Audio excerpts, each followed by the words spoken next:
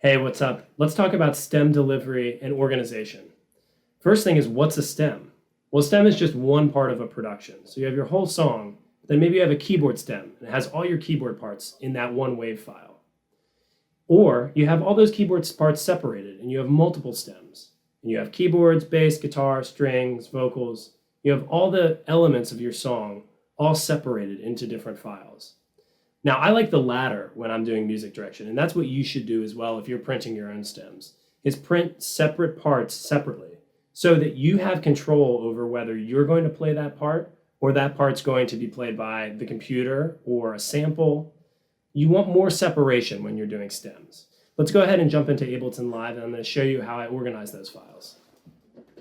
All right, so here we go. We're going to go ahead and start with our click, and I'm going to show you the two ways that I usually do click.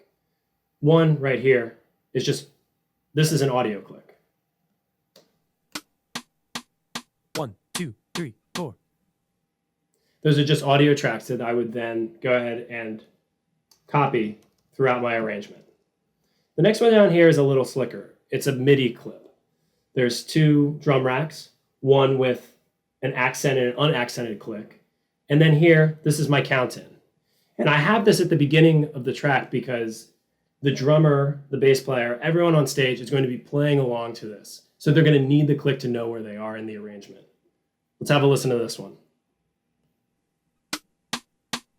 1, 2, 3, 4. So there you have your MIDI click. I'm going to go ahead and use an audio click because that's what I'm used to. I'm going to collapse my MIDI click. I'm going to just put it up here. First thing I'm going to do is I'm going to drag in the MP3 because the goal at first is to play the arrangement as it is on the record.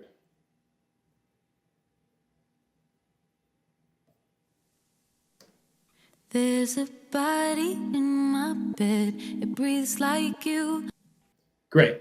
I already know that this song is at 150 BPM, and I already noted that down here at the bottom. I'm going to go ahead and do the tempo down here at the bottom in the master section, because after this song, there's going to be another song and another song, maybe up to 30 songs, depending on how long the set is. And you're going to want to automate the tempo down in the master section, rather than doing it for the whole set, for the whole session. All right, it's time to drag in our stems. I've got a folder over here on my left.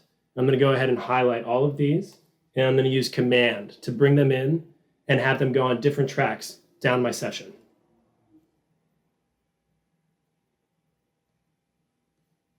Here's all my stems. I'm going to go ahead and figure out where the beginning of my arrangement is to make sure I have everything lined up. 1, 2, 3, 4. And lucky enough, it was right on. I'm going to drop a marker there for now just so I know this is the downbeat.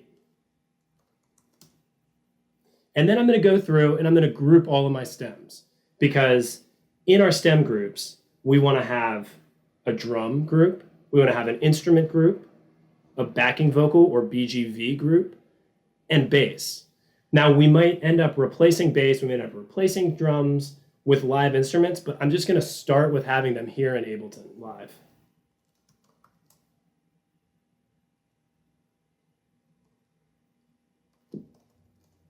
And as you can see here, I skipped this effects stem because I'm going to bring that down, and I'm going to include that in the instrument stem, along with the keyboards and the guitars.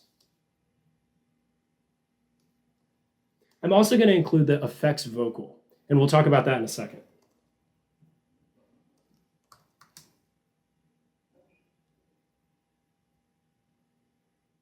I'm going to leave the lead vocal separate. Now that's because we're not going to use it. Obviously, there's a lead singer in this performance. But if I'm just working with the band, I'm going to want to put the lead vocal in so they get used to the arrangement as it is.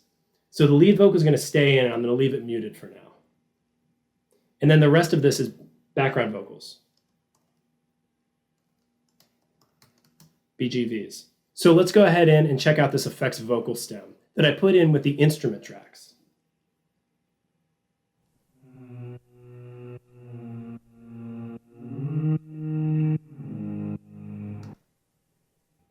Now, to me, that doesn't sound very much like a vocal. So I'm going to put that with the instruments because it's playing that purpose in the arrangement. That's going to be acting as if it was a keyboard or a guitar part or something weird, some effect. So I'm going to put that in the instrument track. There's no way that someone's going to sing that live. So, and now we end up with our groups. We have our drums, our bass, our instruments, and our backing vocals. I'm going to flip that up here. Our lead stays in, and I'm going to mute it for now because we're not listening to it. I'm going to make sure that my click is copied out until the end of the arrangement. And I'll edit that click as we go. I'll make sure that the ending is tight, or I'll make sure that if we add a bridge or add a double chorus at the end, that click will reflect with that arrangement choice. So let's go ahead and listen to the beginning of the song. 1, 2, 3, 4.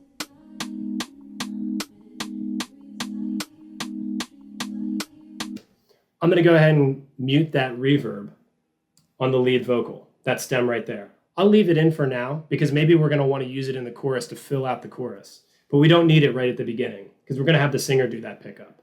Let's listen again. 1, 2, 3, 4.